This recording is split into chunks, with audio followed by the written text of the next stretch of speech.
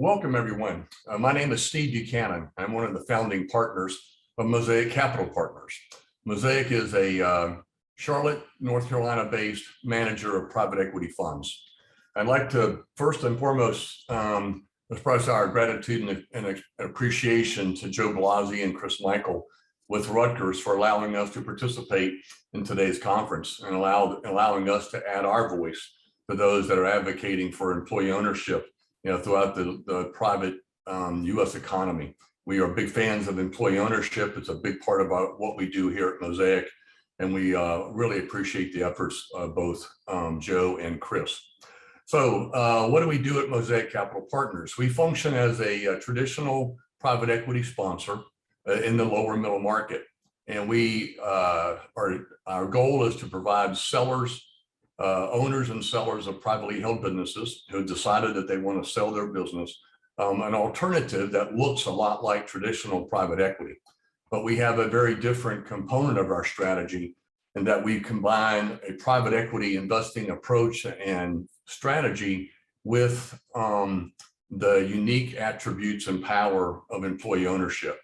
And we do this by utilizing an employee stock ownership plan, an ESOP, to be the buyer and owner of the businesses that we finance going forward. And our approach to the market is really pretty simple. We say to business owners and their advisors, if we at Mosaic can give you a market competitive valuation for your business, and if we can give you a market competitive level of cash or liquidity at closing, why wouldn't you want to work with Mosaic and sell your company to your employees? And that's the message we've been delivering to the market for the past 6 or 7 years, when we found to be really well accepted, not only by the owners and sellers of these businesses, but also by the leaders, the management teams of those businesses with whom we will partner going forward. So today we're going to introduce you to our most recent Mosaic portfolio company. It's called Zero Waste Recycling. Hope to demonstrate to you by having you hear from the owner and leader of Zero Waste, as well as a couple of the third-party capital providers, the unique attributes and aspects of our strategy and how we deploy it. Our goal is to demonstrate that high quality, high growth companies with great leaders are attracted to an employee-owned model. And that while what we do is slightly different from traditional private equity, it's not so different that we can't attract and bring in best-in-class capital providers like Morgan Stanley and like Impact Engine, from both of whom you will hear from, to come in and support us and allow us to execute our transactions. So we'll jump into today's case study. We hope everyone here finds it insightful, and we look forward to discussing it with you. Well, we'd like to welcome Will Simmons to join us now. Will is the founder, CEO of Zero Waste Recycling, which is our most recent Mosaic portfolio investment company. Maybe start by letting Will introduce himself and describe for our attendees today a little bit about the history of Zero Waste, who they are, what they do, and then we'll kind of transition into some discussion around the transaction that we executed for Will and his team. So with that, I'll let Will take it from here. Sure. Thanks, Steve. So my name is Will Simmons, obviously, and started in the recycling business when I was very young. My grandfather and father owned a recycling company, metal recycling company, and worked there throughout high school and started my own business right after college that was focused predominantly in the metals recycling business. Mostly post-consumer scrap metal.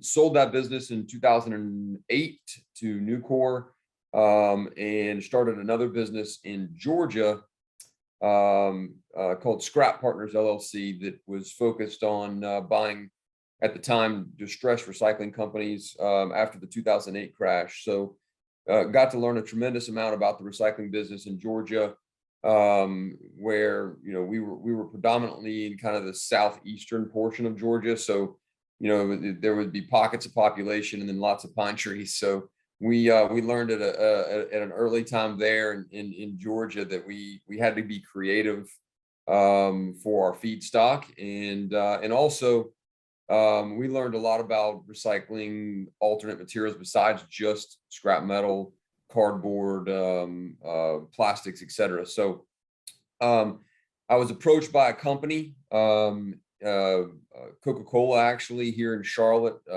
kind of tapering towards the my end at Scrap Partners, and I come up with we started having this idea and playing with this idea of helping companies reach their sustainability goals.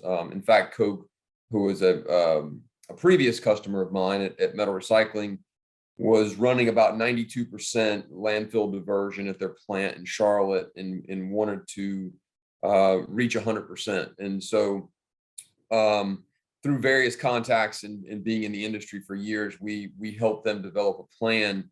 And that's when the light bulb really went off. And that's when, hey, this is a business. Companies need this. And we have a unique skill set, being in the industry as long as we have, to help them reach these goals and come up with alternate ways, beneficial reuse for different products that most manufacturers have.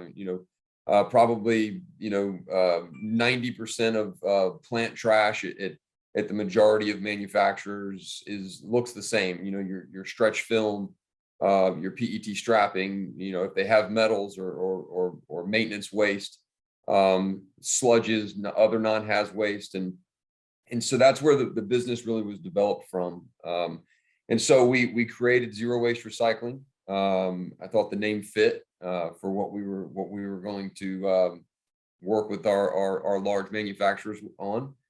And we developed kind of a plan, that kind of a fit-all plan, to help large manufacturers reach those sustainability goals. So as we developed strategic partnerships throughout the North and South Carolina region with some of the largest manufacturers, we also started to dip our toe into the environmental space. Those non-haz sludges and industrial field service work, emergency response cleanup type work. So we have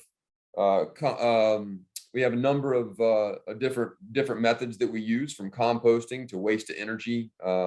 Obviously, a lot of front end sortation focused programs where we can actually take out the janitorial, line side collection folks, and even some of the larger plants that have recycling centers on their sites. We can partner with them and take over the management of kind of the whole scope. So we feel strongly that waste is not going away, and certainly there's been recently and in the past few years there's been a large push for better ways, more sustainable ways to manufacture goods and products in the United States. So we feel strongly about about our runway for the business and the growth that we've seen. I mean, we started with 5 employees, and I think there's nearly 400 employees here at the company now. So we've been on a fast-paced growth for the last 4 or 5 years. 2014 is when we were founded and started operation, and it took about a year to catch some traction, and then it's been Katie bar the door. So it's been a fun ride so far. Well, that's really interesting, Will. Obviously, you and your team have been really successful in not only formulating a business plan and a service offering that is attractive to your customers, but also you've been effective at rolling that out and growing your company dramatically. So we first began to interface with you and your team back in mid to late 2019. Talk a little bit about what your goals and objectives were back in 2019 as you began to think about a recapitalization style transaction, what you were trying to achieve in that process, and what you were looking for in a financial partner going forward. Sure. Well, I mean, I think that it's important to kind of understand what our goals were, right? And so we were looking for a partner that could help us scale. and I think this goes back to the point I made a minute ago.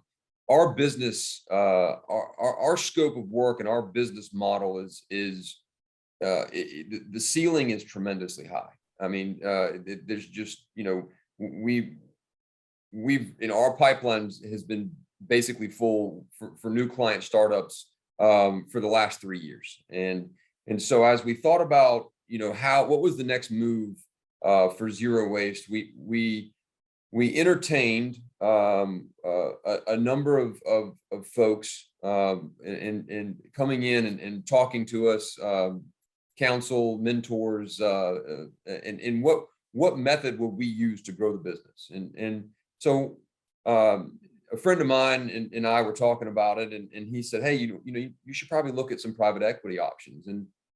And so it made sense to us for some personal reasons, get some chips off the table, but more importantly, I think looking for a partner that help us scale the business. And so we weren't 100% convinced that was the right move until we met Mosaic, and that's when we knew that it was going to be the right move, because I think culturally you have to have the right partner, and we have the culture at our business, from the forklift operator to our truck drivers. I mean, all 360 employees understand what the vision is. They understand what we're doing.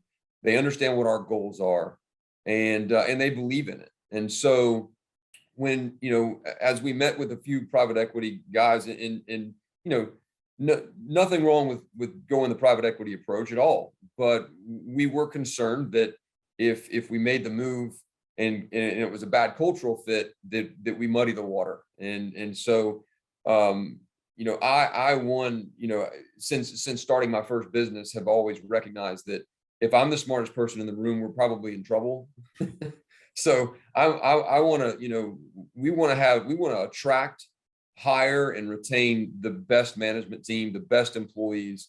And hearing Mosaic's approach with the ESOP accomplished every goal we were trying to accomplish. And that's getting employee buy-in to something they already buy into. Financially, I care a lot about my team,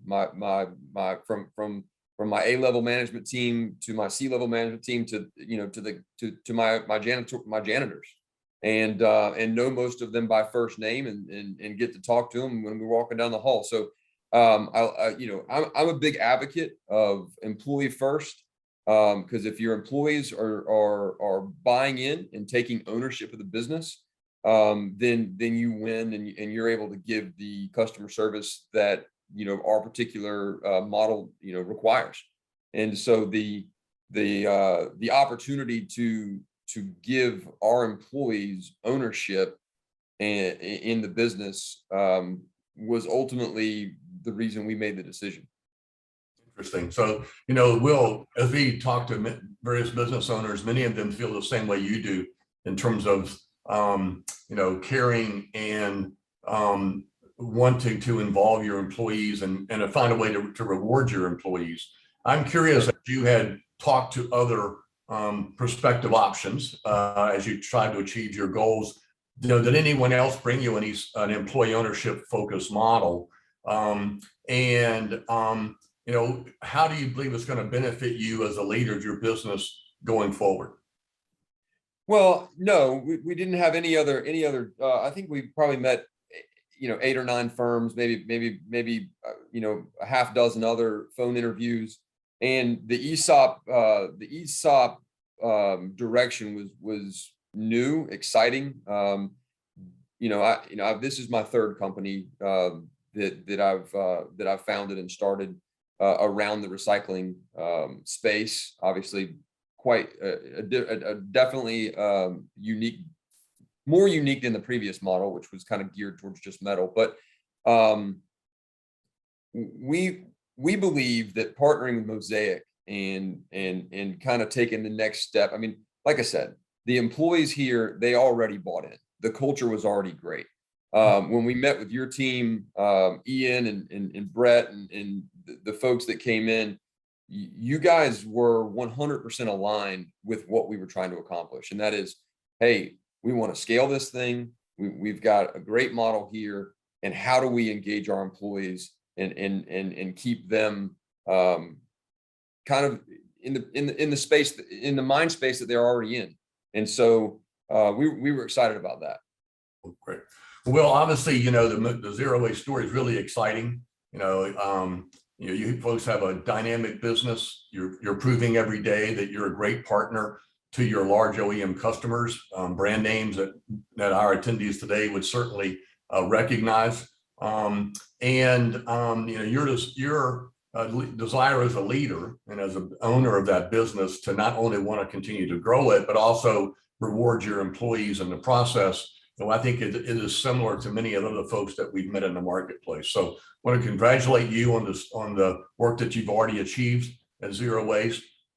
Express our excitement about being your partner going forward. And just want to say thank you for joining us today and sharing your story with the attendees. Greatly appreciate it. Yeah, thank you so much. We're excited to continue doing great things with you guys, and looking forward to the next big deal. We are too. Thanks, Will. Thank you. Bye-bye. Well, I'd like to welcome Ashwin Krishnan to our conversation today. Ashwin is a leader of the Morgan Stanley Private Credit Fund and a participant in our most recent zero waste transaction. Maybe I'll start. I'll let Ashwin introduce himself and explain a little bit about how they operate their fund and the role that they play as they provide their credit to privately held businesses. Thank you, Steve. It's great to be with you. Good morning to everyone. I am the co-head of our private credit business here at Morgan Stanley, which is a rapidly growing strategy for us. We think there's a tremendous amount of opportunity to provide credit capital and structured equity capital to private businesses. In about 2 years, we've tripled the size of our business from an AUM perspective, and we're solely focused on, for the most part, providing capital to middle market, privately owned businesses, both privately held by financial sponsors and those held by families. We think we as a firm have a lot to offer that segment, in addition to the breadth of our band, but also the types of capital that we can provide to these businesses to help them grow. Interesting.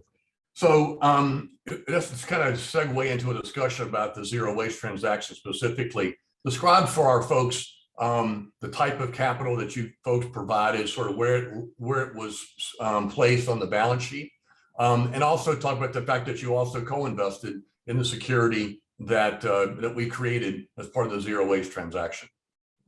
Thanks, Steve. We look at transactions. One of the key elements that's important to us is alignment of incentives. We don't look at things as a traditional lender or as a traditional equity holder. We are trying to find solutions that make sense for the business and for the primary owners of the business. So with that being said, in this particular transaction, what we thought was a very interesting opportunity sourced by you guys, we provided some sub-debt, which is a well-known product in the middle market, but we also provided a meaningful percentage of our capital in the same security that you guys are invested in, the structured equity. One, we thought it made economic sense to do so. It was a well-structured investment, but also it aligned our incentives with yours.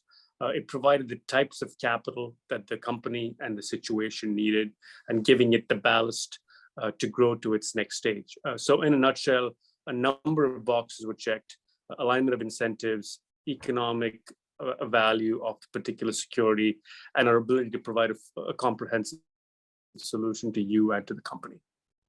Very interesting. One of the things that we learned, Ashwin, as we worked with your group, is that you had experience in providing capital to businesses that were somewhat similar to zero waste. And so talk about what it was about the zero waste situation specifically that you found attractive and that made you want to be a capital provider.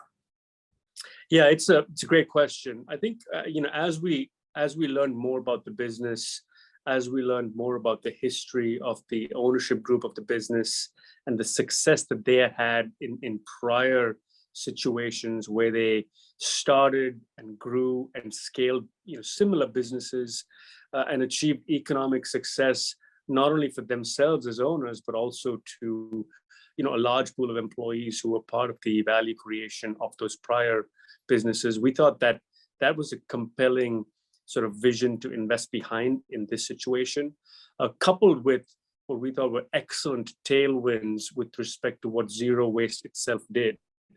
If you look at the business model, it's a very unique business model in that they're providing a comprehensive industrial services solution to enable some of the very large enterprises they serve to go to zero waste as a one-stop solution to take care of a particular stream of waste, which requires a level of technical expertise and boots on the ground to help serve these customers with the levels of quality that they require, and that service offering, based on what we are seeing, in the waste disposal business writ large, in addition to increasing ESG compliance that companies are required to face, we think there's tremendous tailwinds to that. And the second aspect is just working with you guys. You guys have almost perfected a technology where you structure transactions that allow multiple participants to benefit from the value creation that the business plan that's set forth can help bring along. And that was also extremely attractive to us, because it meant that everyone was rowing in the same direction in terms of achieving ultimate value and for the customers as well as the employees within the business. That's really interesting, Ashwin. I mean, obviously, employee ownership is a key component of our strategy, but we also recognize that how we execute our transactions is sort of different, but similar to traditional private equity or financial sponsor transactions. And so, as someone at your group, which is highly experienced working with financial sponsors across a wide range of industries, how did you view the role that Mosaic played? And did it have an impact on your relative appetite to participate? Yeah, Steve. So when we got to know you guys a little bit, one of the things we spent a lot of time on was digging into some of the investments that you had led in the past, and what we saw was tremendous amount of success, not only in structuring and putting these transactions together, but in ways that you were able to find unique and differentiated solutions where your structure with respect to the value that you can share with the employees and the ESOPs was a tangible differentiator in winning unique investment opportunities. So that was a big thumbs up from our perspective as we went through your track record and saw some of the successes that you had generated in the past. So that was a huge win for us to get behind what you guys are all about. That being said, it wasn't a brand new thing that we had not seen before. It was just that you guys had done it on a repeatable basis and have built a little bit of a niche for yourselves. And we thought that was a compelling set of circumstances to invest behind you all. Well, that's great. Well, Ashwin, obviously, part of our strategy is we provide liquidity transactions to sellers, and we can't do that alone. We have to have third-party capital providers to help us, bring those transactions to the finish line. We want to thank you so much for your assistance in supporting and helping us execute our zero waste transaction. We couldn't have done it without you. And we're also looking forward to leaning on you folks as we continue to grow that business. Will and his team have ambitious goals, and there will be ample opportunities for all of us to continue to support that business. And we're looking forward to working with you to go do that and help them achieve their goals. Thank you so much. Thank you, Steve. We as well. It's been a real pleasure. Awesome. Thank you. Thank you. Bye now.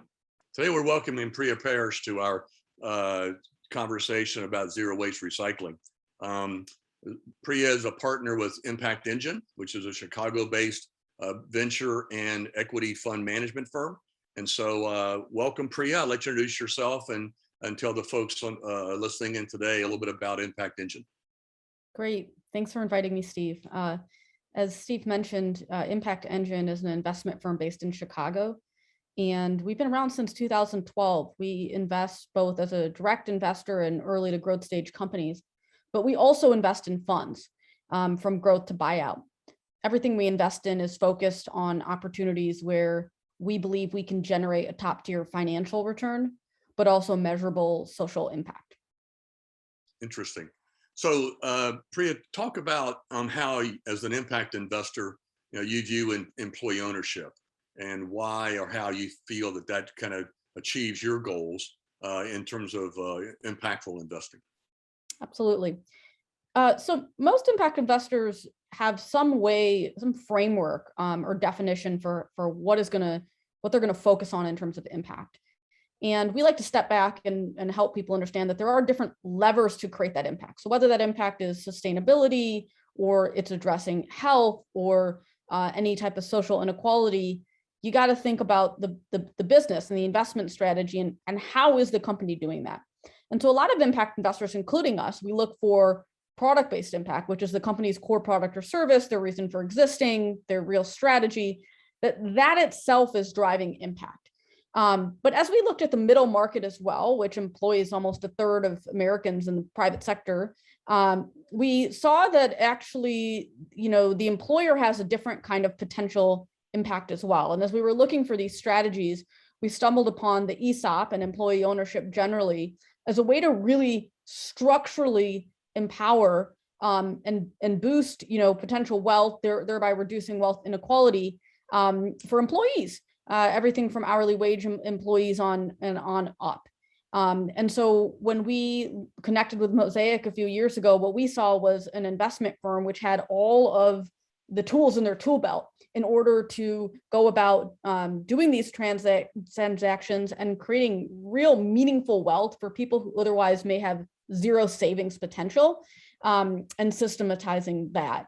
And so that was part of the reason we invested in Mosaic. And I'll also just add that, as this audience may know, ESOPs have been around for a long time, so it's not something new, but it was really clear to us that Mosaic's fund, doing the ESOPs in a private equity fund structure is relatively new, and it actually has certain benefits, for the ESOP transaction, and making sure that there's alignment between the employees and the financier, which now is a fund instead of the seller. Exactly.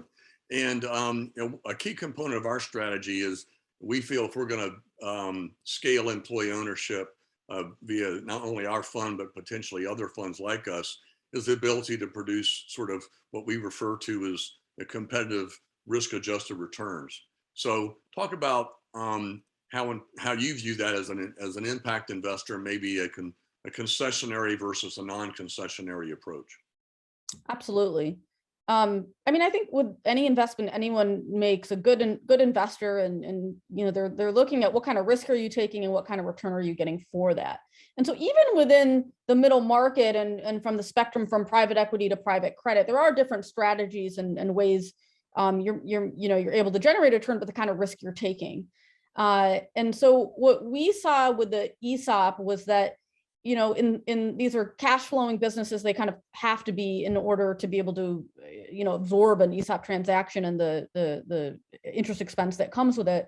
And they come in all sorts of different industries and business models, but generally you can be investing in companies that have a fair amount of downside protection, and the actual transaction structure, with it being, a heavy component of it, is definitely more similar to a private credit investment and lower risk, that you kind of have that core return. But what's also really interesting about it, and what we were attracted to as well, is that while we're making the employees owners, right? And so the private equity fund Mosaic is not the owner.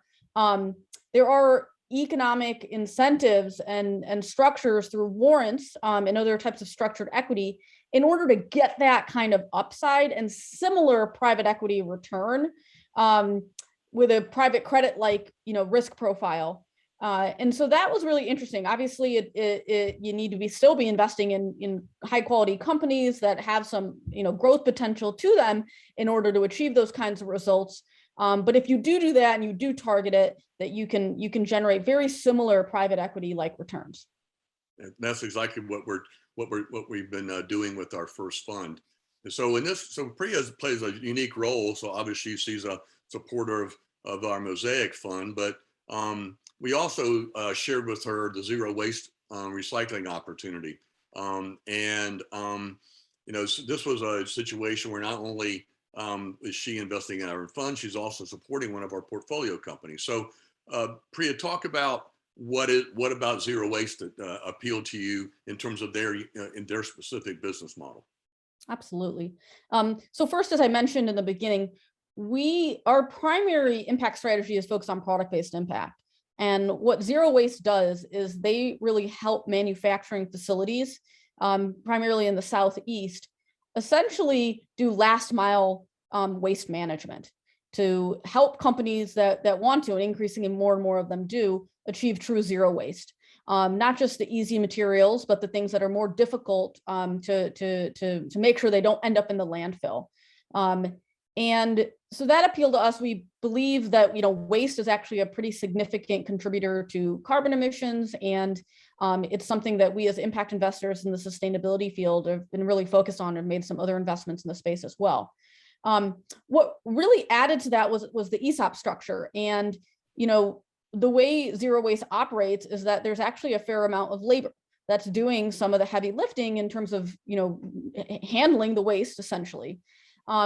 And these employees, you know, they're good jobs. They're fair jobs in terms of what they're doing, and they're being, you know, paid well for what the work is. And zero waste is a competitive employer, but they're not exactly high earning potential jobs where folks can have a significant amount of savings and wealth built.